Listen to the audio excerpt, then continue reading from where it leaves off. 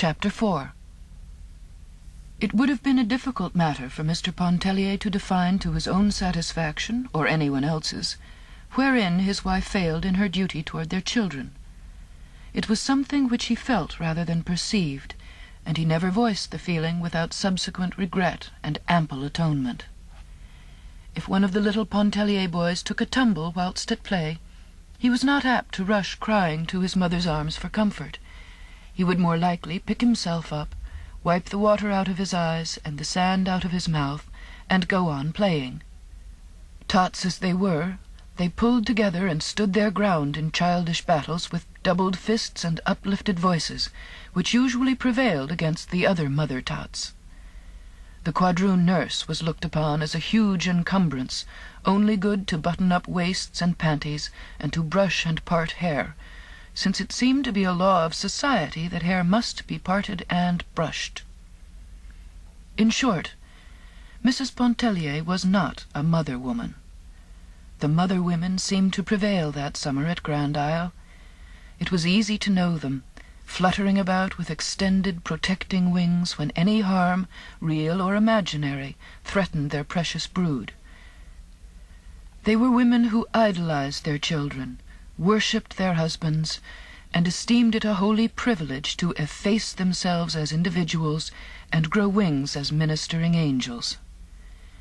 Many of them were delicious in the role. One of them was the embodiment of every womanly grace and charm. If her husband did not adore her, he was a brute, deserving of death by slow torture. Her name was Adèle Ratignolle.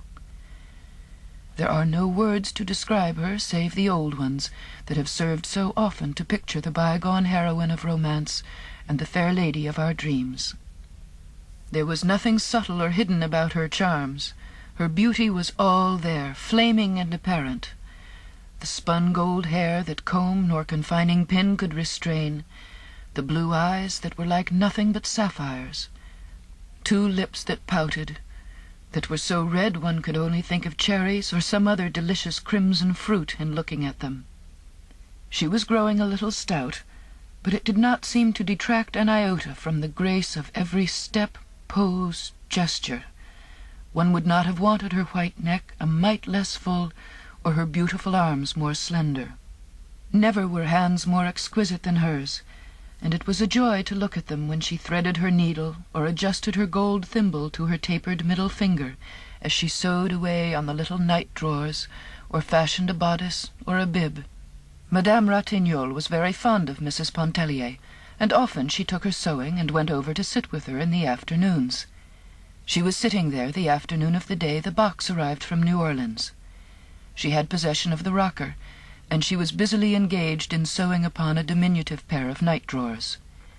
She had brought the pattern of the drawers for Mrs. Pontellier to cut out, a marvel of construction, fashioned to enclose a baby's body so effectually that only two small eyes might look out from the garment, like an Eskimo's. They were designed for winter wear, when treacherous draughts came down chimneys, and insidious currents of deadly cold found their way through keyholes. Mrs. Pontellier's mind was quite at rest concerning the present material needs of her children, and she could not see the use of anticipating and making winter night garments the subject of her summer meditations. But she did not want to appear unamiable and uninterested, so she had brought forth newspapers, which she spread upon the floor of the gallery, and under Madame Ratignolle's directions she had cut a pattern of the impervious garment. Robert was there, seated as he had been the Sunday before, and Mrs. Pontellier also occupied her former position on the upper step, leaning listlessly against the post. Beside her was a box of bonbons, which she held out at intervals to Madame Ratignolle. That lady seemed at a loss to make a selection, but finally settled upon a stick of nougat, wondering if it were not too rich, whether it could possibly hurt her. Madame Ratignolle had been married 7 years. About every 2 years she had a baby. At that time she had 3 babies, and was beginning to think of a 4th one. She was always talking about her condition. Her condition was in no way apparent, and no one would have known a thing about it but for her persistence in making it the subject of conversation. Robert started to reassure her, asserting that he had known a lady who had subsisted upon nougat during the entire... But seeing the colour mount into Mrs. Pontellier's face, he checked himself and changed the subject. Mrs. Pontellier, though she had married a Creole, was not thoroughly at home in the society of Creoles. Never before had she been thrown so intimately among them. There were only Creoles that summer at Lebrun's. They all knew each other, and felt like one large family, among whom existed the most amicable relations. A characteristic which distinguished them, and which impressed Mrs. Pontellier most forcibly, was their entire absence of prudery. Their freedom of expression was at first incomprehensible to her, though she had no difficulty in reconciling it with a lofty chastity which in the Creole woman seems to be inborn and unmistakable.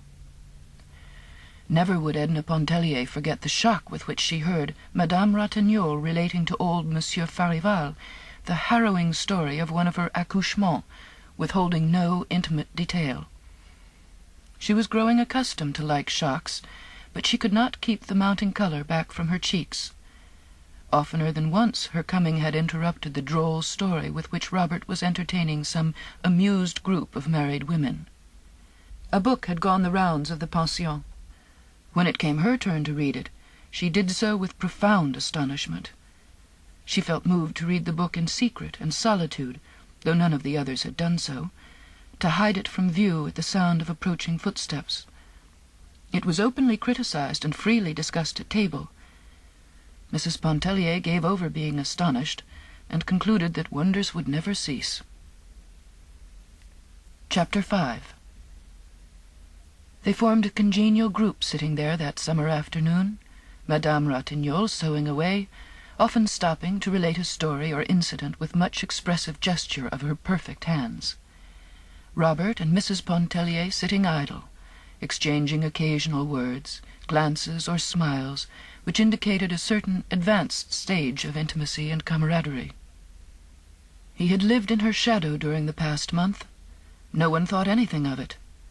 Many had predicted that Robert would devote himself to Mrs. Pontellier when he arrived. Since the age of 15, which was 11 years before, Robert, each summer at Grand Isle, had constituted himself the devoted attendant of some fair dame or damsel. Sometimes it was a young girl, again a widow, but as often as not it was some interesting married woman. For 2 consecutive seasons he lived in the sunlight of Mademoiselle Duvigny's presence, but she died between summers. Then Robert posed as an inconsolable, prostrating himself at the feet of Madame Ratignolle for whatever crumbs of sympathy and comfort she might be pleased to vouchsafe. Mrs. Pontellier liked to sit and gaze at her fair companion, as she might look upon a faultless Madonna. "Could anyone fathom the cruelty beneath that fair exterior?" murmured Robert. "She knew that I adored her once, and she let me adore her. It was, 'Robert, come, go, stand up, sit down, do this, do that, see if the baby sleeps. My thimble, please, that I left God knows where. Come and read Daudet to me while I sew. Par exemple, I never had to ask. You were always there under my feet like a troublesome cat.' You mean like an adoring dog, and just as soon as Ratignolle appeared on the scene, then it was like a dog. Passez, adieu, allez-vous-en." "Perhaps I feared to make Alphonse jealous," she interjoined with excessive naivete. That made them all laugh. The right hand jealous of the left, the heart jealous of the soul. But for that matter, the Creole husband is never jealous. With him the gangrene passion is one which has become dwarfed by disuse.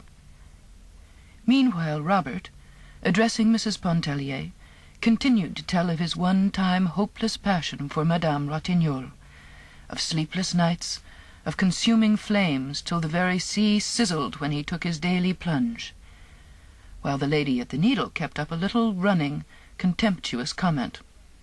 "Blagueur, farceur, gros bête, va!" He never assumed the serio-comic tone when alone with Mrs. Pontellier. She never knew precisely what to make of it. At that moment it was impossible for her to guess how much of it was jest, and what proportion was earnest. It was understood that he had often spoken words of love to Madame Ratignolle, without any thought of being taken seriously. Mrs. Pontellier was glad he had not assumed a similar role toward herself. It would have been unacceptable and annoying. Mrs. Pontellier had brought her sketching materials, which she sometimes dabbled with in an unprofessional way. She liked the dabbling. She felt in it satisfaction of a kind which no other employment afforded her.